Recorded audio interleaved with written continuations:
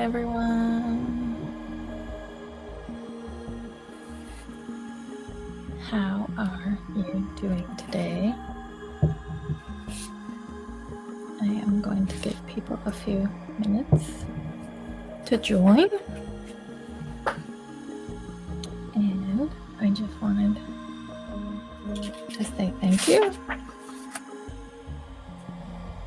Thank you for being here.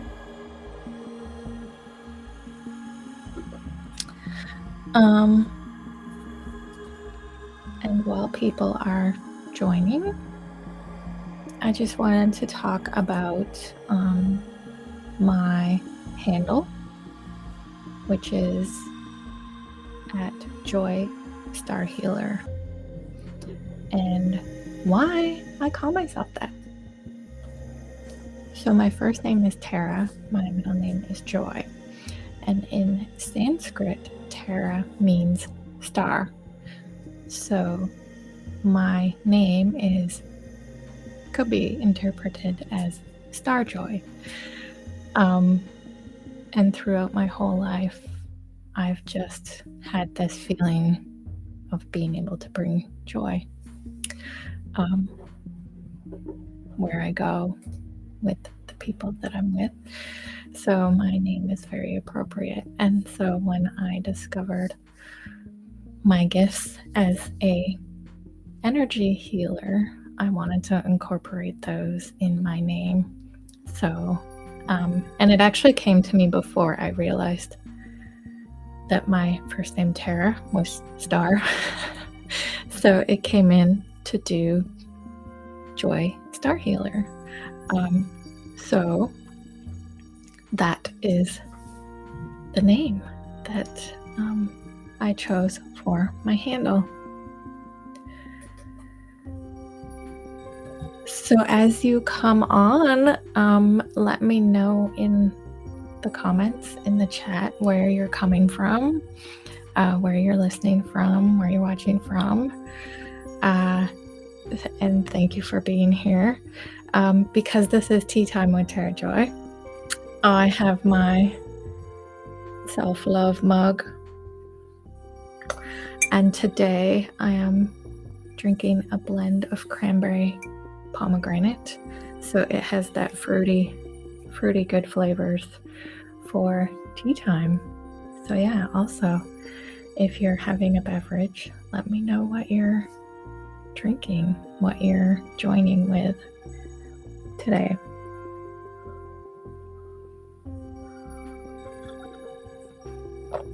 Hello, Bahia. Hello, Tamara. Welcome. If you're having a beverage, let me know what you're enjoying while you watch with me. Hot lemon and lime water, beautiful. Oh, I love those citrus flavors. Those are also really good for the solar plexus, the lemon and lime for the heart, and yes, coffee for Tamara. Yes. I was so excited about doing this live that I thought a caffeine free might be good. Otherwise, I might be flying around the room. So welcome.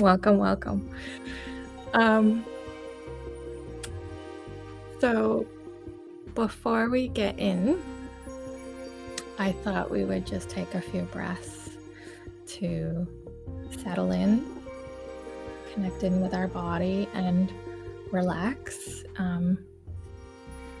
Even though things are starting to get back to normal around us, it's nice to just take a few breaths and just settle into our bodies.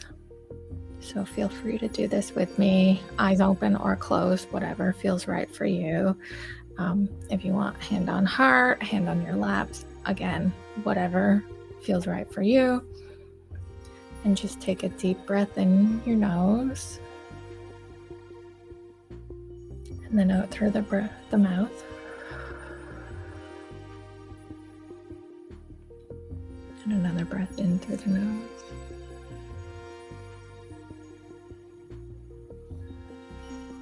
and out.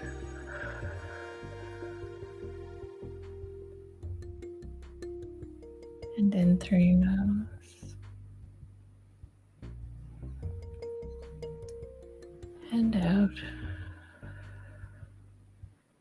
And if you need to do a little shake or wiggle with your body to let muscles and your vertebrae, your neck, to move a little, go ahead. And then just ask your body what it needs today.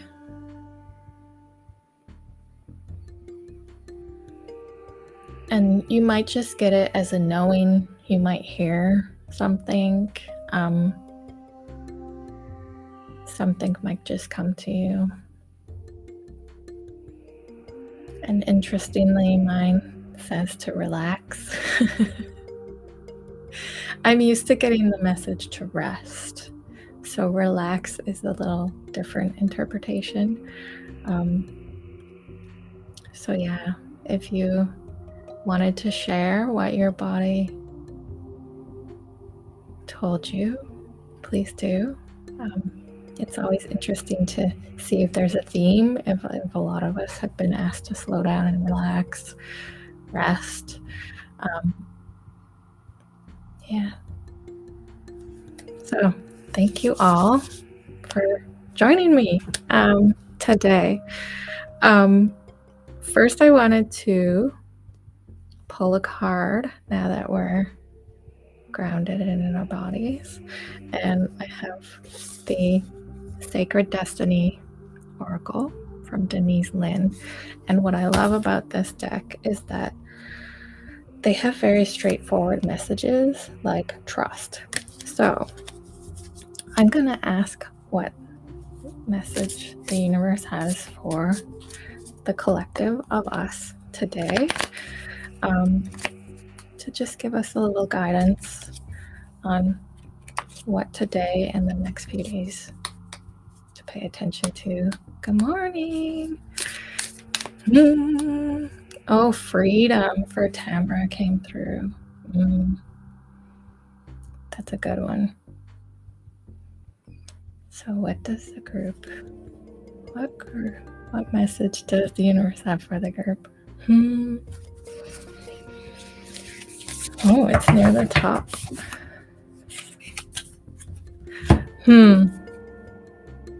Flexibility.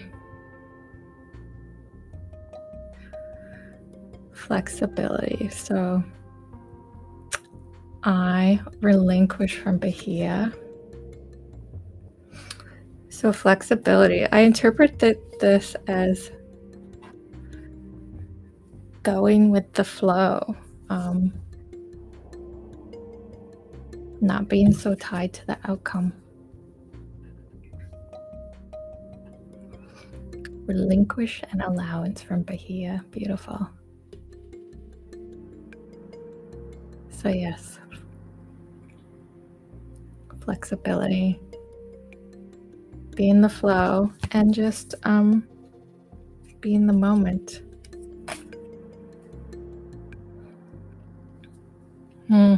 Freedom from rigid expectations. Oh, I love that there's a connection between what your body said and the card that was pulled, Tamara. That's beautiful. I love that.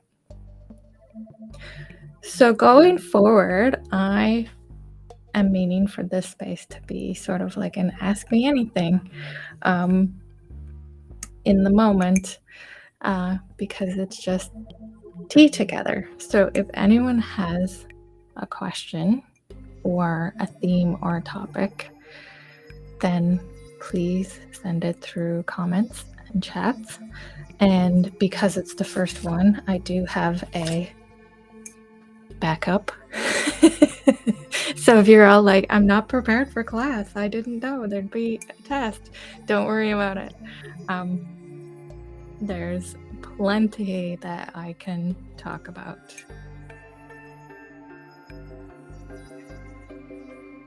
And again, if anyone else has a word that came through for them, then please share.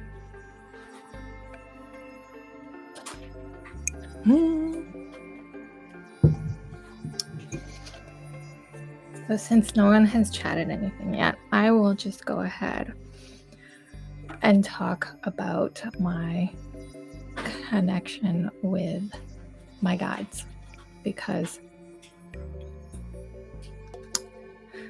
Tanya says, for me, breath and the present in the moment is what came through. Yes, that's a beautiful reminder, which is also, I feel, related to flexibility.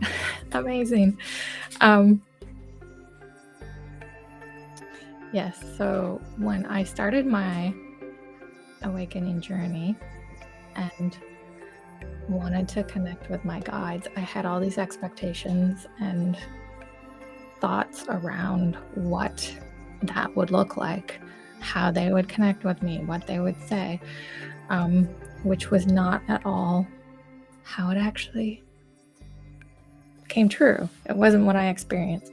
So I would sit down and plan to have these really visual meditations, and I would start the meditations on YouTube or wherever and lie down and be all excited, and then nothing would happen. No messages would come through, no spirit guides would come through, I wouldn't have any emotions or feelings, and I wouldn't get any messages, which was really discouraging and frustrating at first, because I felt I was doing something wrong, when in reality, you can't do it wrong. And the thing that was preventing me from truly connecting was just letting go of that expectation, just letting go of thinking it had to be a certain way for it to be what it was meant to be. And so once I let go of that expectation, I would sit down and do meditations and ask my guide to step forward, and suddenly I would be able to see them, and I would be able to ask questions, and they would provide answers. If it was the right time. There have also been times where, like today, my body says relax, rest, and I didn't take that advice. I wanted to push, move on, force the progress, and my guides would not show up. So you have to trust that they will show up when you need them, and they will give you the message that you need in that moment. And they might not show up how you expect them to show up. And Bahia asked, when that first happened, did you trust what was coming in and as information? At first, no. I was like, that can't be right. And there was also all of that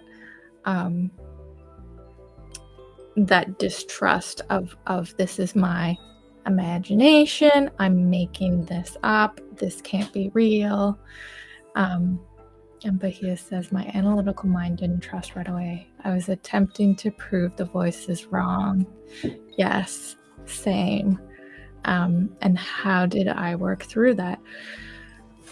So I, at the time, had someone who I was working with that had a community where I could ask questions.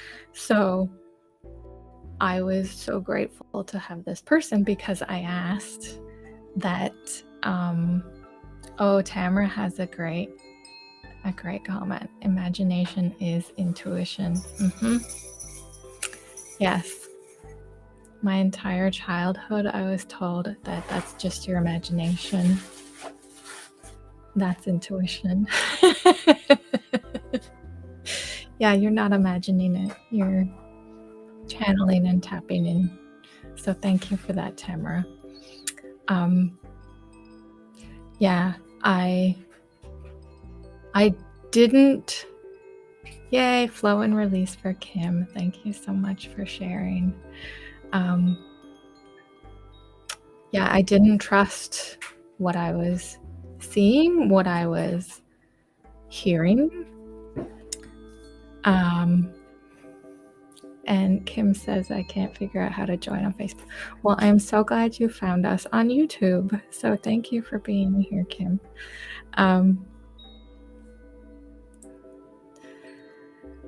Trusting was difficult for me because it was such a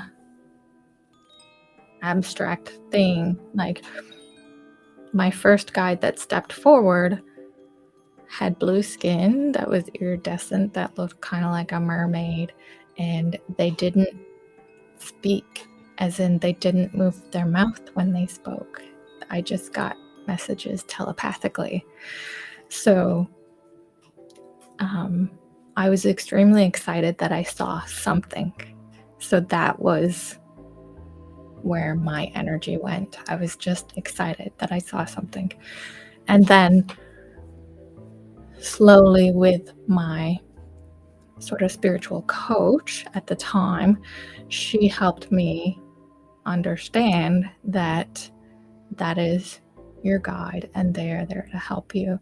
And since then, I've connected with several spirit guides and several animal helpers.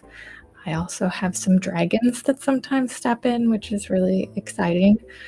But yeah, it was difficult to get over that analytical mind, to just put it aside. Another thing that helped was to drop into the heart space, which takes a lot of practice, because my typical, yes, having someone validate my experience helped greatly. And this is why I feel I've been called to start doing things like this, because I have gifts and I don't want people to feel alone out there. And I want to, as my guide sort of put it, just like assemble all the weirdos, bring us all together in a safe community without judgment or shame, because the world out there is sort of based on comparison, judgment, shame.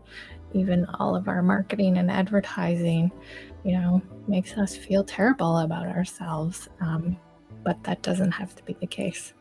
So yes, that having someone to validate the experience was big with me, and sort of walk me through the whole process of, how do I even connect with my guides? That she helped greatly with that, and that in turn is where I hope to help anyone out there who needs the help and guidance. Yeah, so that's a bit about my initial experience with spirit guides. Does anyone have any other questions related to spirit guides?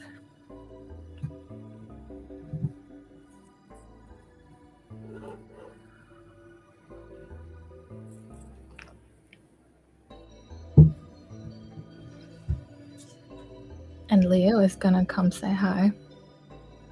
Hi, Leo.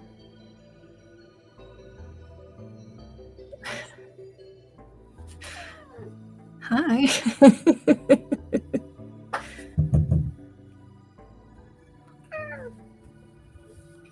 This is my kitty, Leo.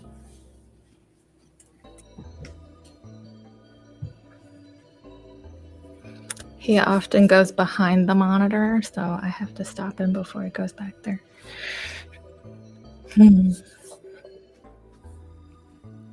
So Tamara asks, is it more a visual experience, or is it more unknowing when you're communicating?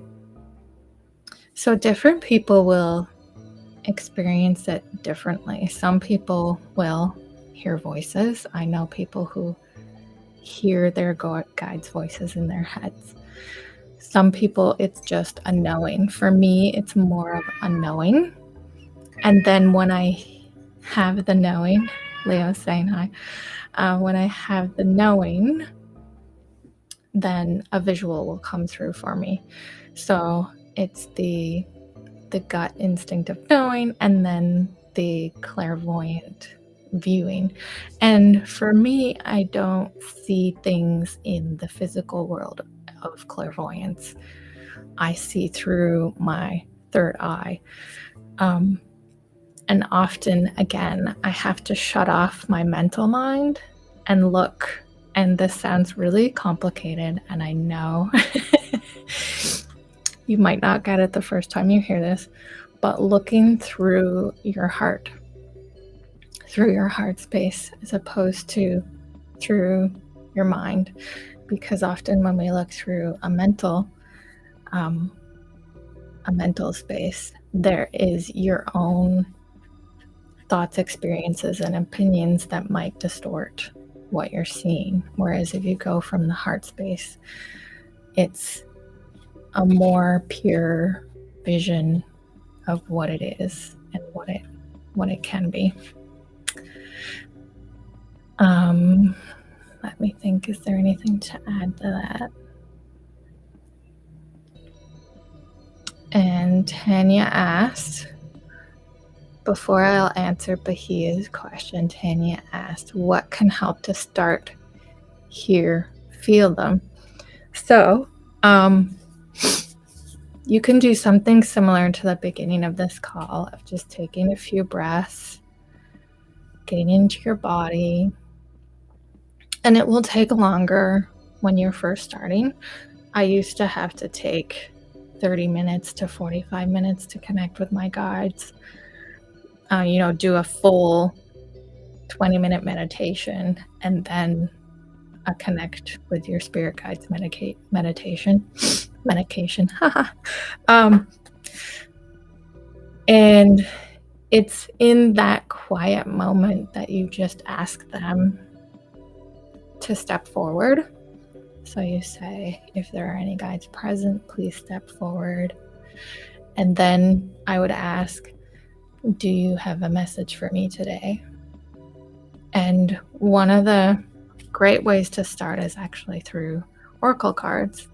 If you don't see, feel, or hear anything at the beginning, you can ask them to communicate through cards in the same way that I did at the beginning of this call. And then through practice, once you have that first connection with one of your guides, it gets a little easier, because then you have the confidence and the knowing that it's real and it's happening.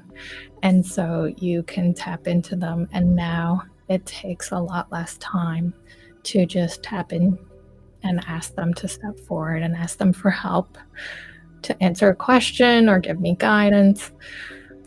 If I have to learn the lesson, again, they won't say anything. It might be something I have to go through on my own without a lot of guidance from them. And then always thanking them.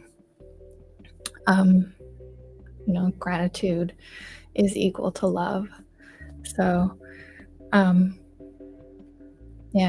just thanking them for their time, their love.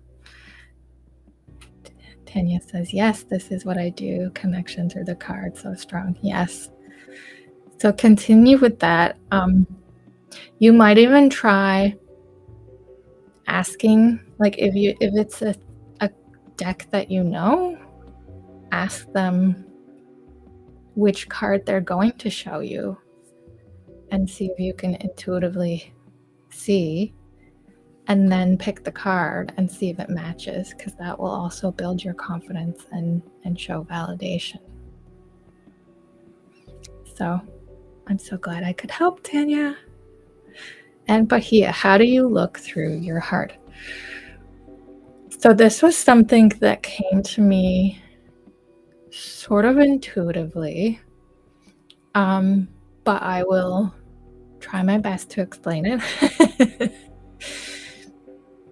So usually there's a voice in my head that's sort of doing the inner dialogue of like throughout my day of what's happening. The inner thoughts of, you know, uh, hmm, should I have toast or a bagel for breakfast? What kind of tea should I have?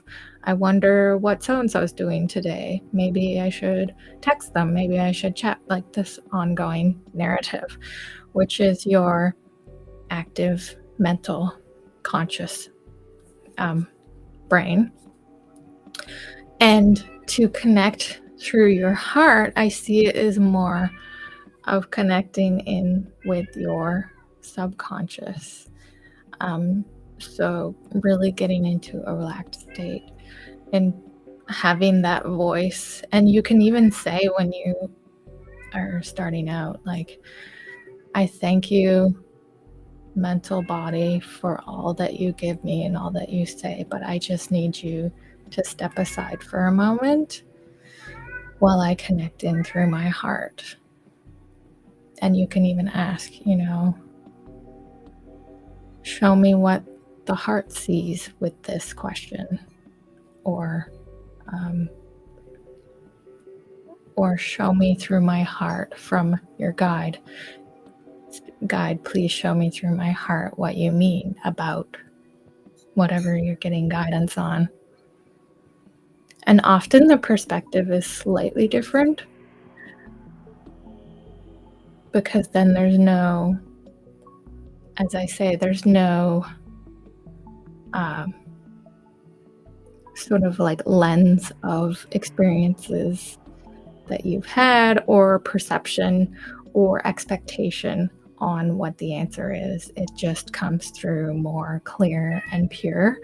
I find it so much easier to tap into other people. Leo's really singing to us today. Yeah. It's easier to tap into other people because I don't know what the answer is. So it's easier to just trust that it's the right answer. Whereas my own, sometimes you want to influence the outcome. So you want, like, for example, if you ask about something deep, you want a positive result, which isn't always the case. Sometimes it's icky and gross, and it's tough when you're asking these deep questions. So asking through your heart will give you a more accurate, not accurate, just a more pure answer from your heart. Leo's being bad. Hello, good morning, Leo. Are you gonna come out? Come on this side so everyone can see you. Does anybody else have a question about guides? Ooh, Junhee, I started smelling things. On Friday, I smelled something burning when Katie's hand was over my face during her hypnotic process or practice. Then I smelled something burning again last night. More like something in the woods. Then I saw a theme related to it. There was nothing burning in both cases, but they were so real. What is your perspective on this? I was wondering if it is also a way to foresee things. Yes. So there is a type of clair that is smelling. For example, when Bahia mentioned that she was drinking hot water with lemon, part of me was like already smelling the lemon. So if you closed your eyes and imagined chopping into a lemon, and you can see the fruit in front of you. You can see the slices being made. So seeing it is the clairvoyant aspect. If you can hear the knife going in, that's your audio clairaudience. And then if you can smell it, there is a name for it. It's not coming to me right now, but you can smell things. And I've had meditations where I'm in the forest and I can smell the pine trees. I can smell the forest floor and the moss. Good morning, Leo. And so that's one way that you can get messages. And could it be foreseeing things? Yes. If you saw them and smell them, it could be a glimpse of something to come. It could be a memory. It could be a message for something. Claire Smellians, Tamara, I love it.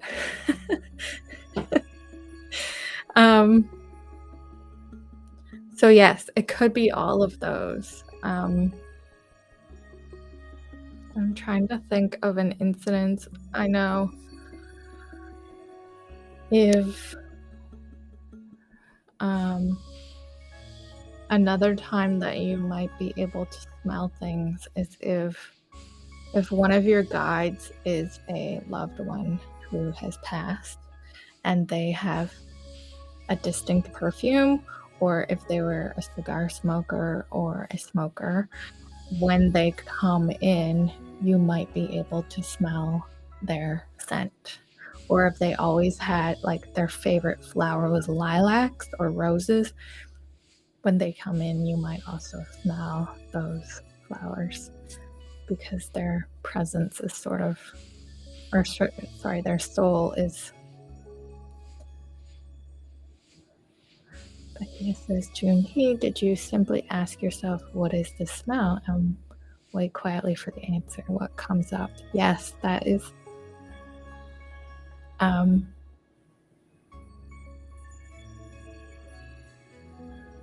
The words escaping me. Advice. That's great advice. Yes, if you're curious about things, ask a follow-up question to your guides. If you ask, what message do you have for me today? And they show you a tree, you can ask, what significance does the tree have? And they might show you something more specific. Junie, I was just too shocked and trying to find what the heck. Yes, I've had many moments like that, Junie. Especially the first time I asked a dragon to come through, because I was simply like, no expectation. I'm just gonna innocently ask, is there a dragon present? If so, would you step forward? And I saw this big dragon step forward, and then I was like, okay, thank you. I don't know what to say now. Who knew? So yes, and it's important to stay curious about things. In the beginning, there was some fear about the dragon energy. Yeah, in the beginning, there was some fear about what message might come through, but the more you work with your guides and the more you ask, then the more you trust that the information they're giving you is perfect in the moment for what you need, and they won't give you more than you need in that moment, or the more that you can handle in that moment. So the dragon energy came through probably 6 months ago for the first time. And I always knew about dragons, and I knew they were sort of like fantasy until I met other spiritual people who were intuitive, who had guides who were dragons. And I was like, really? That's amazing. So I sat down, had my guide step forward, and then asked if there was any dragon present to step forward. And this beautiful violet colored dragon stepped forward. And it was just such a sort of nurturing energy that came with that dragon, and the feeling that everything was going to be okay. I was surrounded by love, and yeah, I was sort of on the right path, was the other message that sort of intuitively came through. I've also used dragons in energy healing. If people want to transmute something with the element of fire, I've brought in the dragon energy to help transmute that energy, to move it on and turn it into something, turning a negative thing into something positive, have it release from the energy field. So yeah, the first time I was like, can this happen? And then I tried it and I was like, oh, amazing. I'm going to bring dragons in more often. Tanya asks, what best to do if you feel sometimes something bad might happen and you feel fear? How to help to go deeper into your heart and release, clear this fear. So you can ask your guides to help with the fear. You can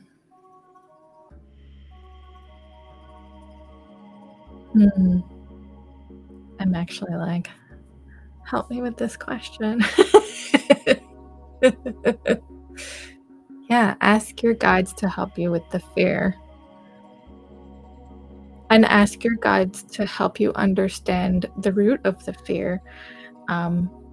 Is the fear from your mental mind wanting to be in control and, influence the outcome? Or is the fear a fear of your gifts and your power, that something bad might happen? I know I had that fear in the beginning, that I didn't want to do healing on anyone until I knew for sure that I couldn't hurt anyone. Nothing bad could happen. And so I worked through that with my guides, through the Reiki teacher that I worked with. And basically, if you're doing it from a heart space, from unconditional love, then only what is best will come through. And what else related to fear?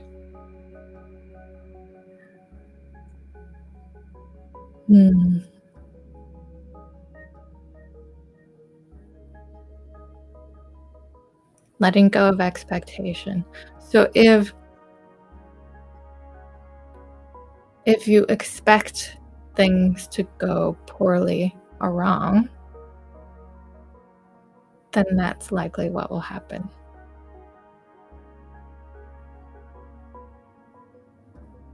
And Bahia says that is actually a level we all walk through, walking through our fears as they are not all ours. Yes. For example, I have a fear of water and a fear of lightning from my mom. Was always terrified of water. She would never go swimming. And my father is terrified of thunderstorms. So those were two fears that I learned from watching my parents as a child. I learned to be afraid of these things. So yes, not all fears are your own. There's also generational fears, and yes, energetic imprints, like Bahia says.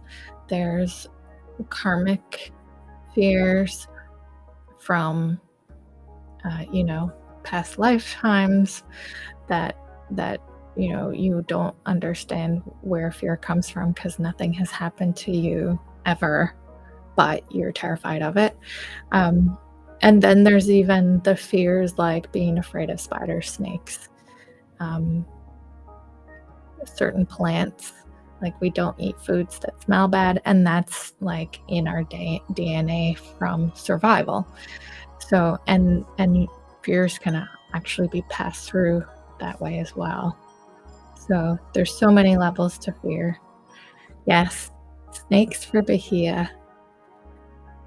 It's large spiders for me. It's like if they're a certain size, I'm fine, but as soon as they get, nope. No, thank you. Yeah, these are all great questions. Thank you.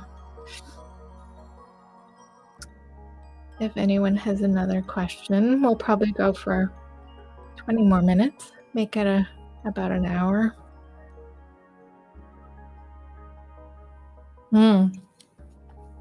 Heights. Yes, heights is another one.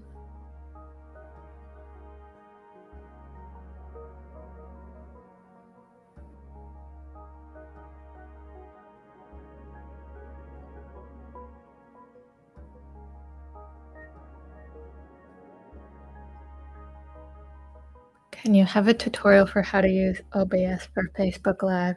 I am actually thanks, Junie.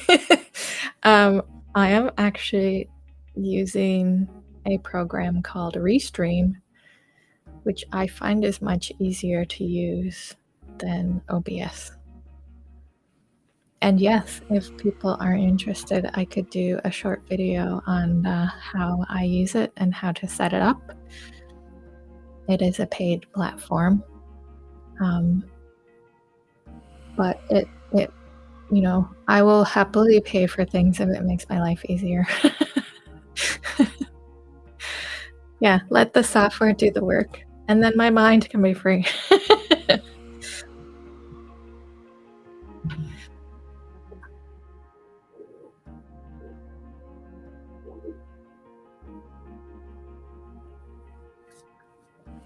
Any other questions?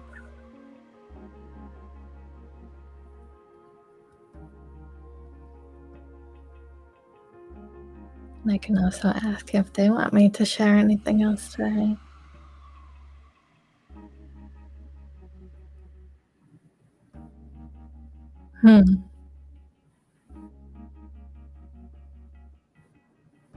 Yeah, they want to remind you all that they're always there for you. And not to be afraid to ask for help, which was another big one for me at the beginning. I wanted to do it all on my own. I didn't want to ask for help. I'm sort of the overachiever, hyper individualist. Like, I don't need help. That has changed a lot. Now I always ask for help. And often it doesn't need to be a big thing. It's just asking a question to sort of nudge you back on the right path. Yeah, because there's so many people that want you to succeed. So working through asking for help, it was very multi-layered for me. It was,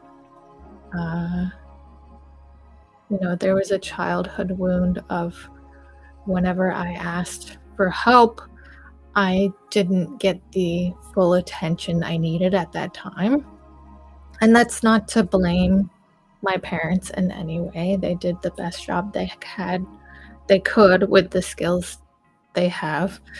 Um, and I love them dearly. It's just that, you know, I am a very inquisitive, curious mind, and I can totally see how, as little girl Tara Joy, I'd be like, asking all kinds of questions. And so there was that, you know, you can't ask 20 questions. You have to figure some of them out on yourself. And then I sort of internalized that to the extreme of I have to figure everything out on myself by myself.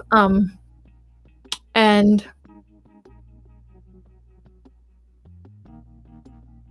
I actually found it so helpful asking for help because you get a different perspective. You get another angle that you didn't even consider. And so I feel very blessed to have a lot of people in my life now that I can reach out to just bounce an idea or a thought off of them and get different perspective, different angles on it. And it brings such insight to whatever I'm going through, whatever I'm struggling with, to be able to see it from so many different facets and sort of put the puzzle together at a more broad picture. Where before I only had 2 pieces of the puzzle and I'm like, I can't figure it out. But then maybe I ask Bahia or Junhee or Tamara, for example, their perspective, and then it became so much more clear. Bahia says, I found I didn't feel deserving of someone taking the time for me, but I would freely give all the time, give all of me for them. Yes, I am also the people pleaser.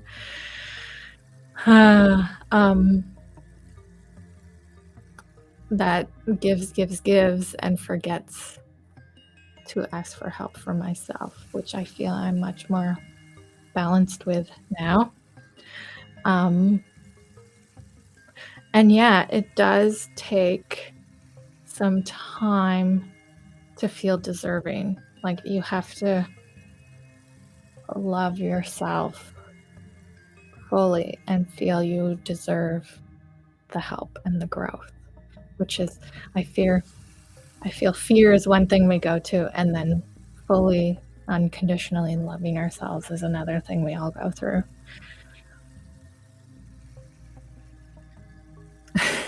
Junhee, no worries. You're doing amazing. Junhee says, that's why I read all the comments on Facebook. Yes.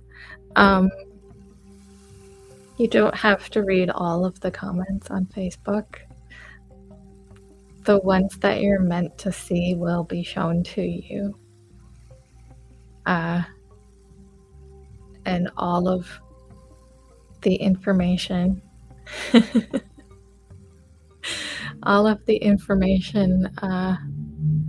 doesn't need to be brought in, which was another huge thing for me. I don't have to know everything, because when I need to know something, it will be available for me to know. So immediately with that, even if you said it to yourself right now, I don't have to know everything. There's like a whole world of like weight that just go away. It's gone. We're blessed with Google.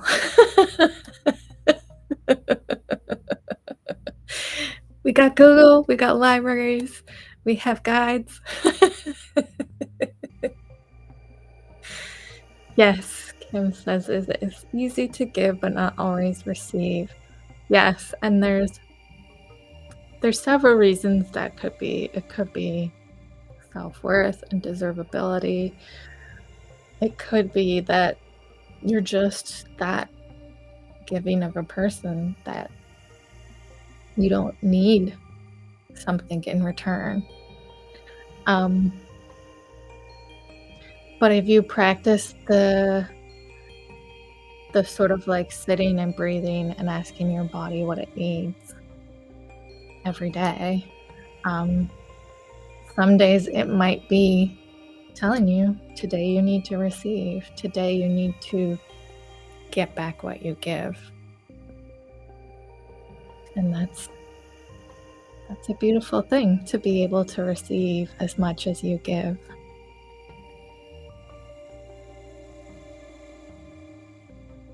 Hmm. Bahia. Oh, I love you. I was like, I don't know how I should end it today. And then I was like, trust. And then Bahia comes through with, could you close with a light language transmission to assist us all and be more deserving of receiving? And I would love to.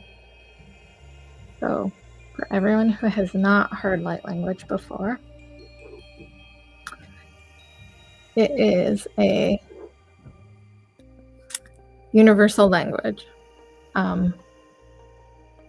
It is both from the past and the future, and it is channeled from higher guides.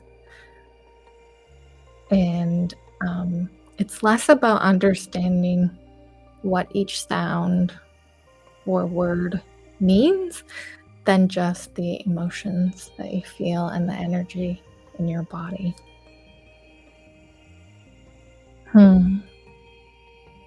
So I will ask for a light language to help us all feel more deserving of receiving.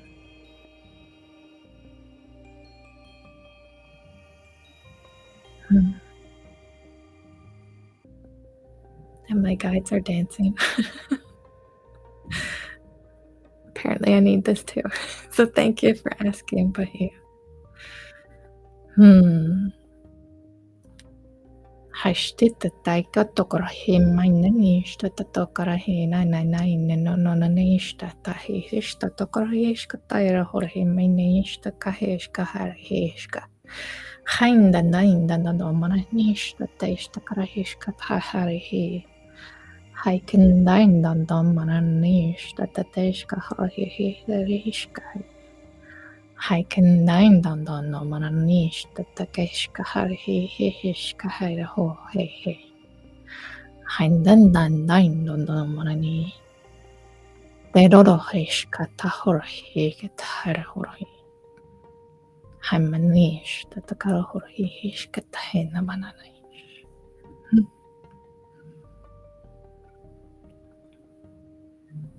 And what came through with that was, you are deserving, you are loved, you are never alone.